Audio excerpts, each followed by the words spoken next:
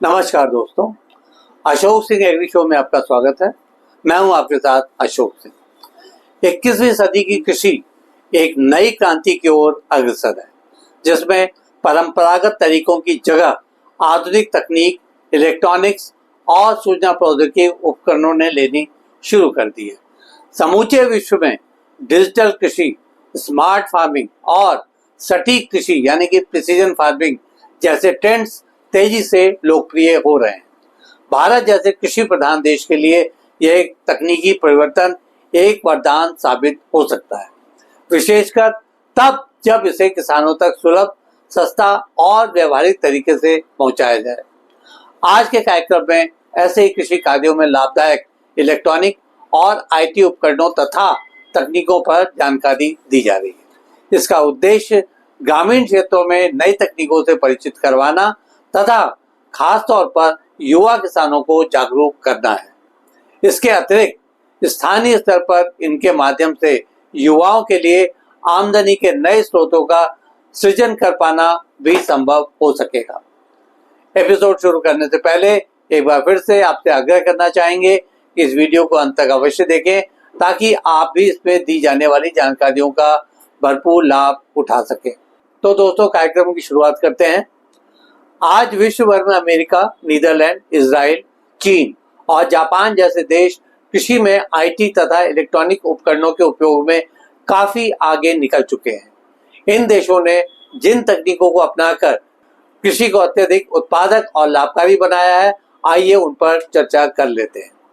ऐसी तकनीकों में ड्रोन आधारित फसल निगरानी और इनपुट छिड़काव, सेंसर आधारित मिट्टी और फसल निगरानी, ऑटोमेटेड ट्रैक्टर्स तथा रोबोटिक सिस्टम, जीआईएस और जीपीएस आधारित भूमि प्रबंधन प्रणाली, क्लाउड आधारित कृषि सलाहकार सेवाएं तथा एआई आधारित फसल रोग पहचान प्रणाली का खासतौर पर उल्लेख किया जा सकता है।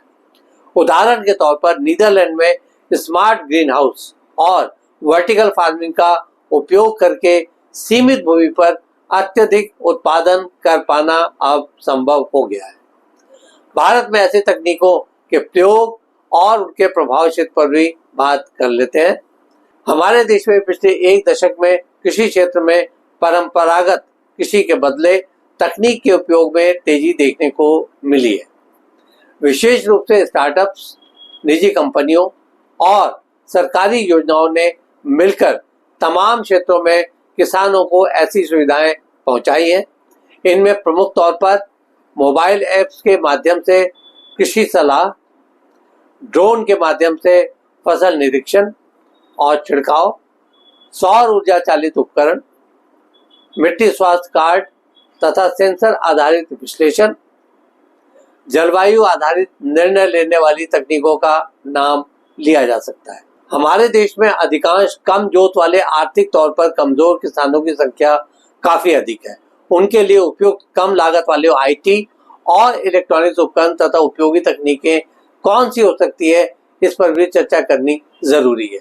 इनमें मिट्टी की नमी को जानने के लिए डिजिटल थर्मामीटर, स्वचालित सिंचाई नियंत्रण उपकरण यानी इरिगेशन टाइमर, सस्ते solar pump, crop monitoring mobile apps, कृषि समाधान, काइट, एग्रीटेक आदि, डिजिटल मौसम पूर्वानुमान डिवाइस, एग्रोमेट यूनिट्स, ड्रिप और sprinkler automation device, digital pesticide dose calculator, online मंडी मूल्य ट्रैकर एप्लीकेशन, सस्ते आईओटी आधारित कीट पहचान कैमरे, एआई आधारित रोग पहचान मोबाइल ऐप जिसमें प्लांटिक्स, कृषिफाई आदि का नाम दिया जा सकता है। आगे बढ़ने से पहले कृषि में इन तकनीकों के उपयोग से होने वाले लाभ को जानना भी जरूरी है। कहने की जरूरत नहीं है कि इनसे उत्पादन में वृद्धि होती है। सटीक जानकारी के आधार पर समय पर निर्णय से उत्पादकता में सुधार होता है। जल, फर्टिलाइजर, कीटनाशक की न्यूनतम उपयोगिता से फसल लागत में उल्लेखनीय कमी देखने को मिलती है। मौसम की पूर्वानुमान जानकारियों से जलवायु के अनुसार खेती से संबंधित निर्णय लेने में आसानी होती है।